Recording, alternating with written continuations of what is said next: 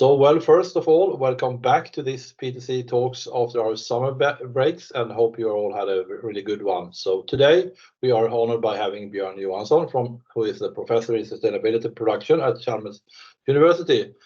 And he will have a super interesting session around sustainable battery production, challenges and opportunities. But first, just a quick introduction by me. And my name is Torben Peterson, and I'm the Alliance Manager for PTC in the Nordics.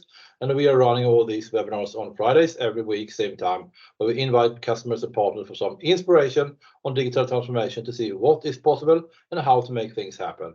And all the past webinars have also been recorded and are to be found on the registration site. The agenda for today is first a very quick overview of PTC by my colleague Carl from the Customer Success team, and then Björn will run the show and introduce himself. He will touch base on a few challenges and address them, of course, and then explain some of the business outcomes. And at the end, we are having a Q&A session, so please keep your questions to the end, or you may also put them in the chat and we will pick them up later. So now over to you, Carl. Thanks, Tove. So PTC is an international software company with headquarters based in Boston. Maybe we can change slide, Björn, please.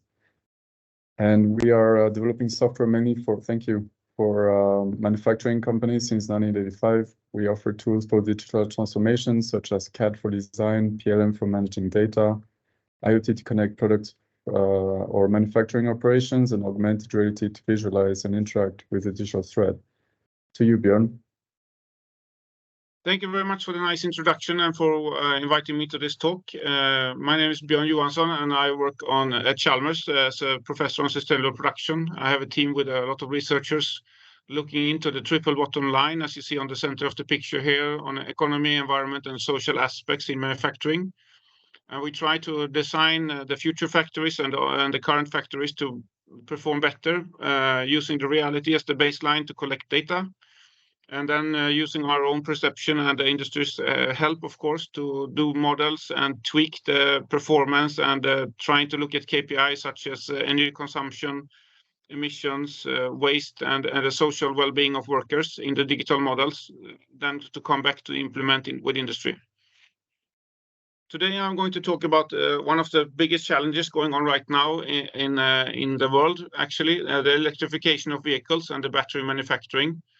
So you all probably have seen or heard about that before, but just to give you a short insight first to come back to the challenges and opportunities later on. So for the future now, there is a lot of challenges in the battery manufacturing sector. There is different resources available all over the world, like machining is done mostly in Asia. All of the different raw materials is coming from all different places as well. We have the skill of workers that are lacking, so there's not many people really well educated in this area, so there's a skill shortage as well. And of course, even though the batteries are good for environment in one way, they still, if we don't use the recyclable or renewable resources and the energy to fuel them up and to build those batteries, they are actually worse than a combustion engine. Today, I think the combustion engine is around 6-7 tons of emission for a combustion engine vehicle, a regular car. But the battery one is a bit more, a few tons more than that. So it's still not better to produce it. But of course, during the use phase, it's better with renewable energy resources to fuel the batteries rather than fuel it with gas.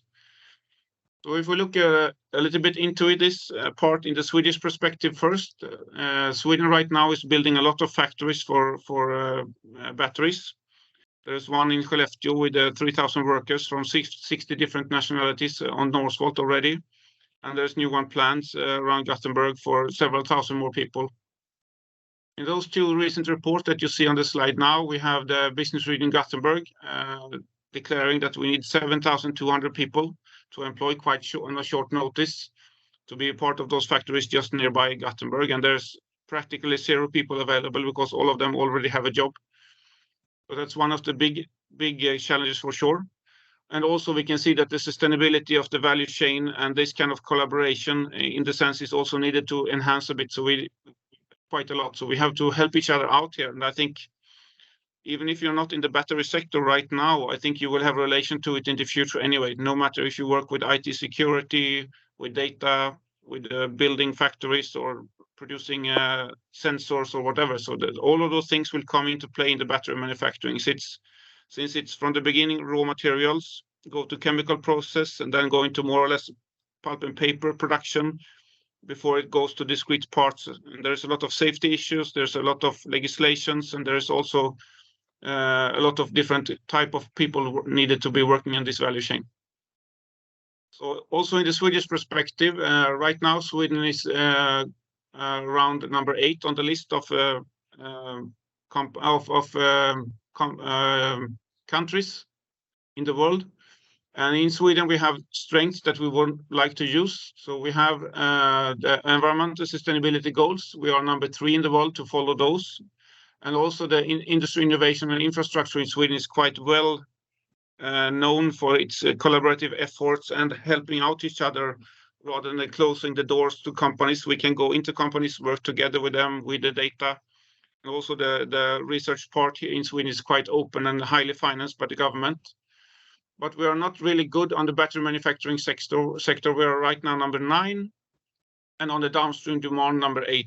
So I think we think that by utilizing the environmental sustainability goals and the good infrastructure we have, we can increase those 2 numbers to step up on the value chain in the global competition among other countries.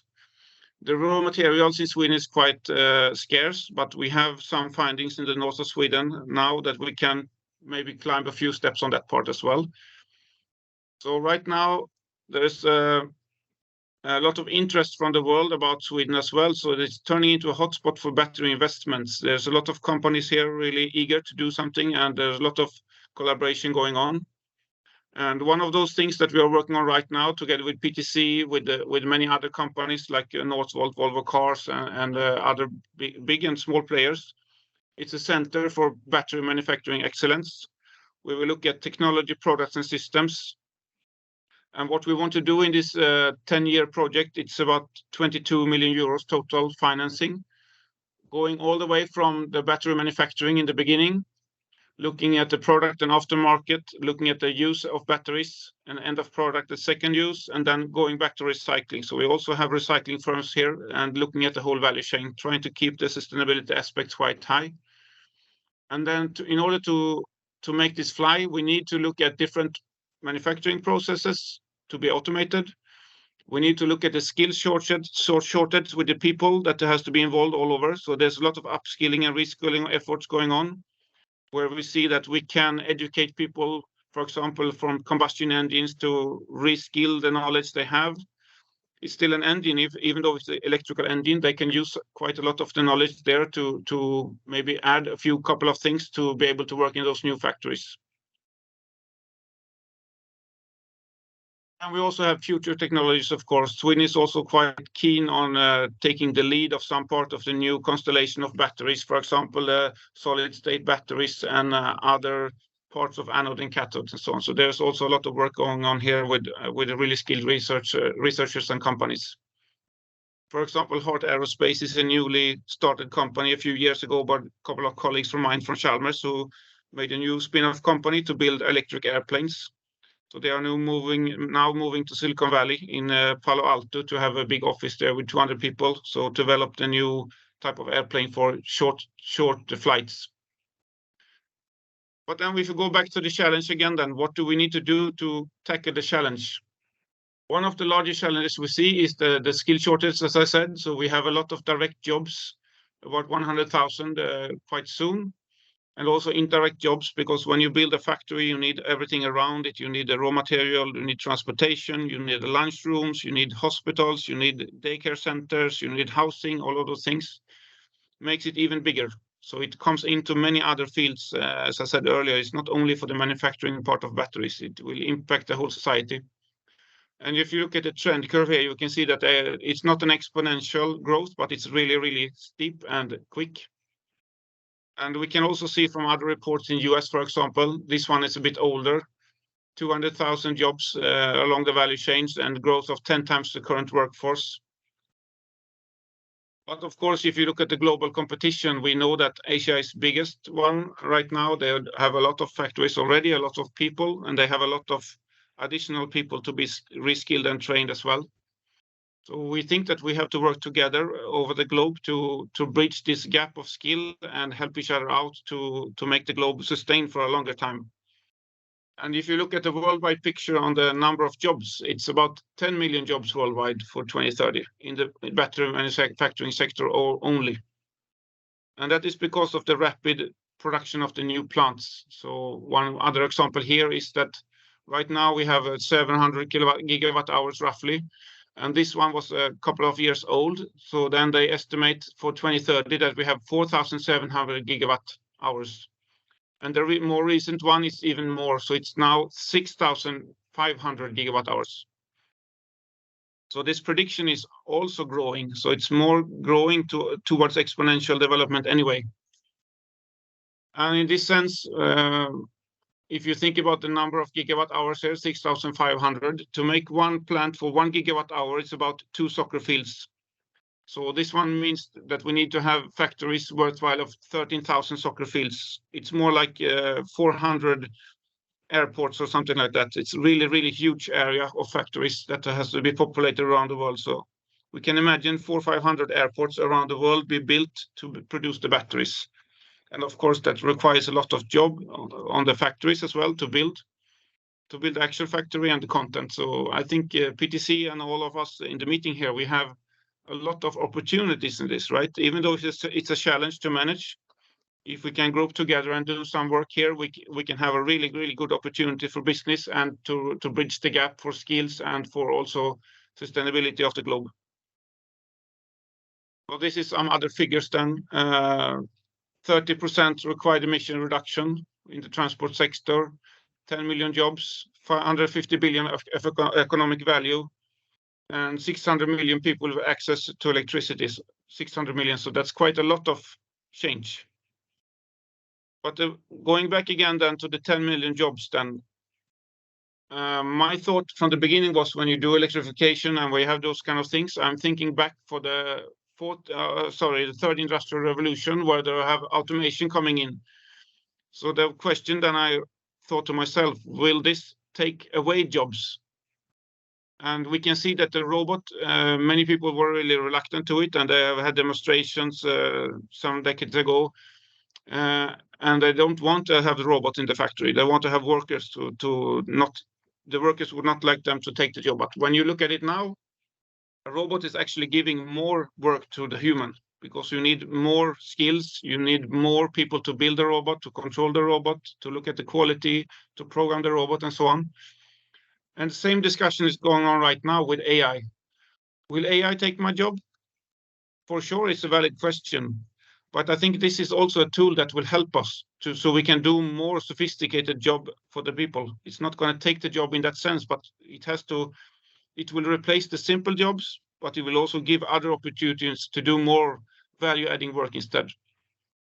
And the third question then will come back to the battery sector. If you look at this now, this is something we should be careful about for all of the people listening now. Will the battery sector take the co-workers? And the answer for this one is yes, for sure. So we really have to be careful to take care of our employees, to help them out to understand the situation and to upskill and reskill to meet this challenge in a good way. There is a skill shortage. There's a massive demand of new co-workers with those specific skills. For example, the companies around Gothenburg who has metal cutting or other types of investments or work, they are losing workers now, and they have a really hard time to recruit new ones because they are going to the battery manufacturing. Same goes, for example, for bakeries in Skellefteå, for Northvolt, and for nurses is also working in the battery factory. So they have not too many bakeries that have people enough, and not the hospitals doesn't have as well. The other problem is also demographics. Demographics right now in the Western countries are quite a lot of people that are in the 50, 60 years old, and not as many in the young generation. So we also have to attract the young workers to invest their knowledge and skills and time to be proficient in industry, to work with industry. And of course, this is in a global context that doesn't need to be said actually. But then the challenges that we can look at and the opportunities in that is the upskilling. We can gain the competitive advantage if we do it now. And of course, the motivation is economic of scale and also really interesting work. So there's a lot of opportunity to bring, for example, like I talked about earlier with Heart Aerospace, to be one of the first one to build electric airplanes. They will have a really rocket career for sure. And also technology-wise, there's a lot of new inventions and plentiful of new benefits coming in from the control systems, the information flows, and what we can use to populate AI and simulation models and make the robots work for us. But we need a lot of skills to do that. And I think the only way to bridge the skill gap here is to join forces together, to bridge it, to help each other out, because one solo player cannot do a lot in this area. It's going to be a multidisciplinary thing to solve. And in this sense, we have a lot of different projects going on. We have a lot of different efforts going on, and this is just a snapshot of things going on in Sweden and Europe and in the world. There is also a lot of test beds built. We'll build now one in Gothenburg here in Lindholmen, 1,000 square meters for battery lab, quite close to Chalmers, so we can use it to educate the co-workers, to teach the students, to do research. So I think that's a really, the challenge of course is there, but the challenge is for me very interesting. That's why I'm a researcher. That's why I like it. So the challenge is only, I'm just happy for the challenge, but I really want to have the joint collaboration to solve this opportunity as well, because the challenge from my part, I always see as an opportunity as well. Even in my everyday life, I used to do Ironmans and things, and that's quite challenging, but it's also an opportunity to feel satisfied when you're done with it. So just to sum up a little bit and then go to questions and answers, I would really like to interact with you more, and I hope you would like to interact with each other as well. We have some interesting things coming up. We have written one publication on state of the art of the future development of battery manufacturing. It will be presented in Trondheim in September. And there's also a special issue if you're a researcher, if you want to be part in this. We are writing a joint publication with a lot of authors, a short section each. So if you're interested to give your sites on this, you're more than welcome. And one of the good reads I cited before a little bit is from McKinsey, Battery 2030, Resilient, Sustainable and Circular. That's also interesting read if you want to know more. And of course, feel free to contact me to discuss further. Thank you very much for your attention, and over to you, Torbjörn. Thanks a lot, Björn, for sharing all these super interesting insights. A lot of, interesting, opportunities here for sure. So as I said, let's open up, for any questions, from the audience. Anyone who would like to go first? If you have someone, in the chat, I think we have someone here. Let me open up here and see. I have one here, first one. Does your research cover the materials needed? Can you comment on this huge need?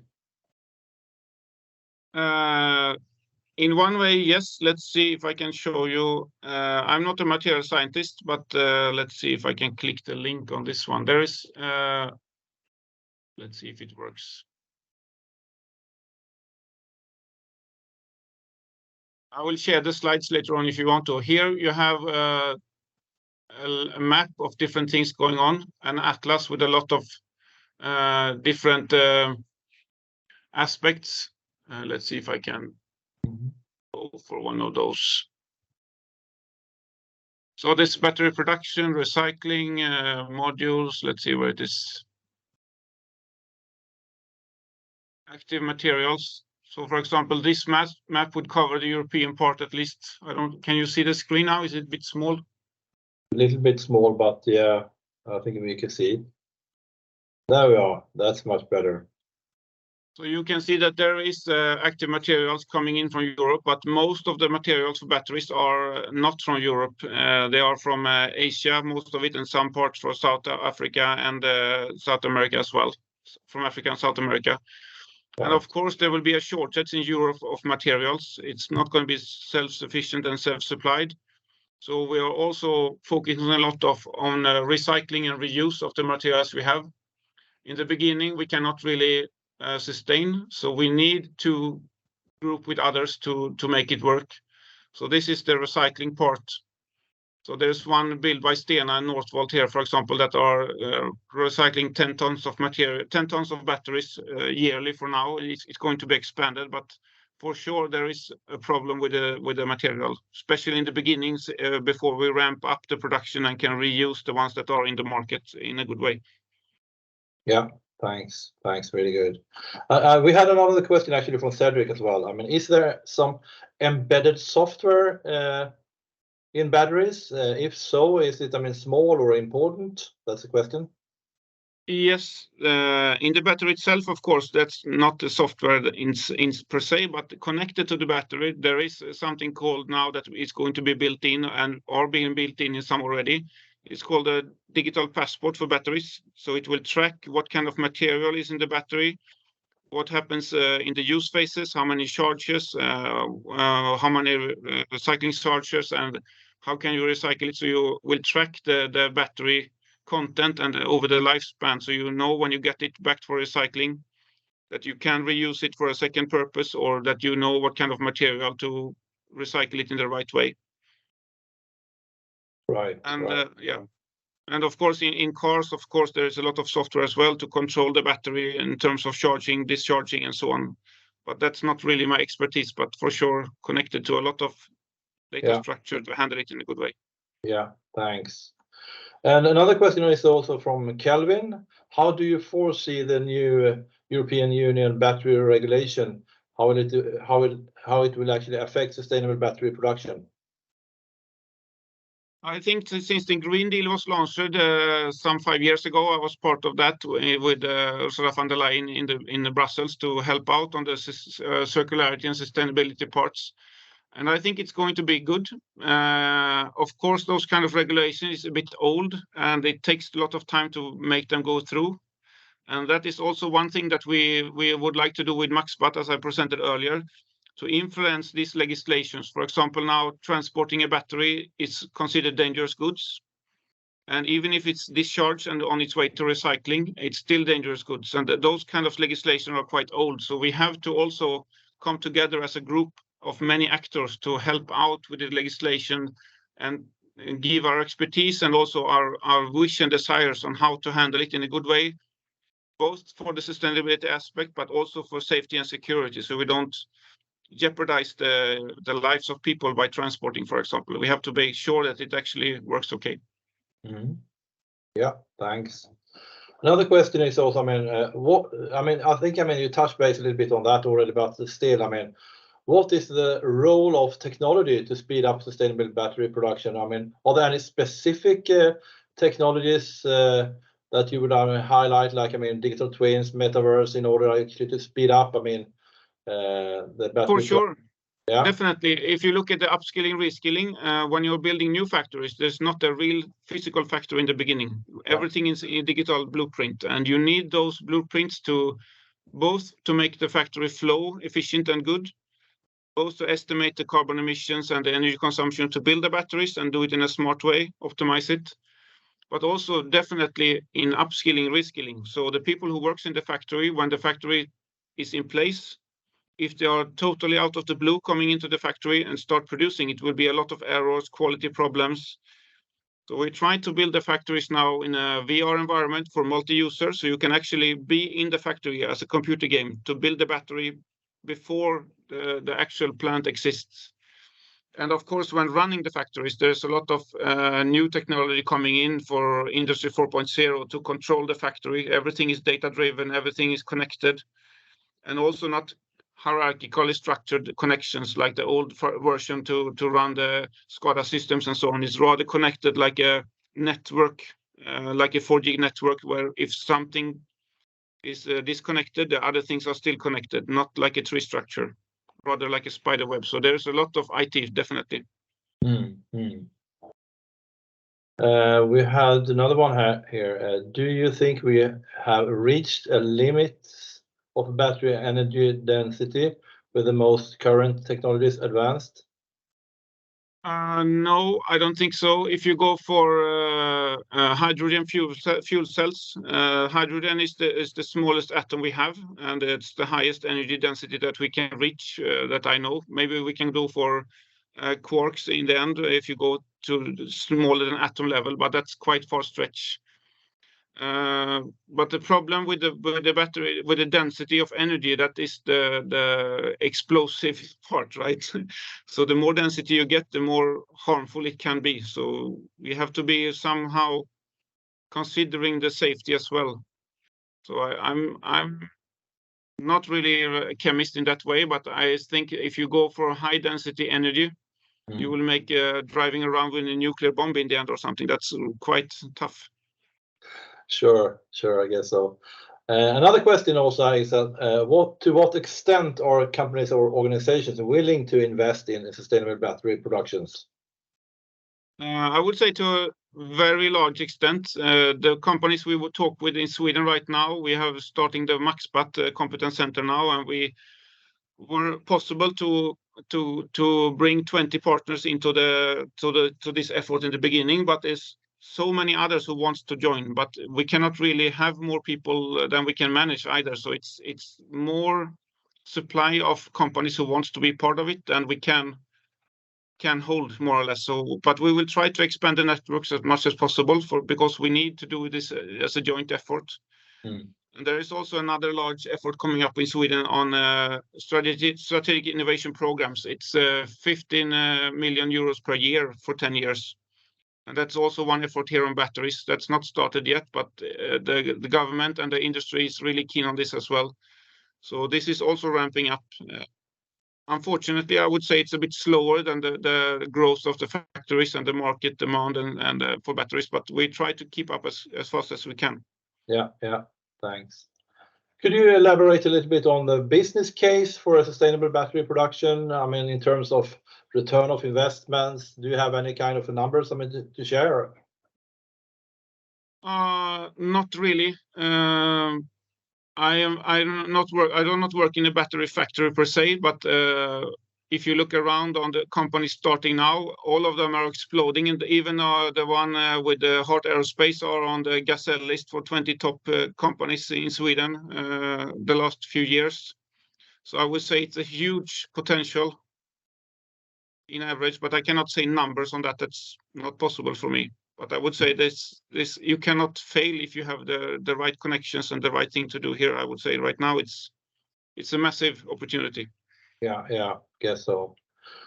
Also quite, wide sort of, question about, how could you sort of, define a successful sustainable battery production product? How to, get started, who should get involved, and all that kind of, metrics.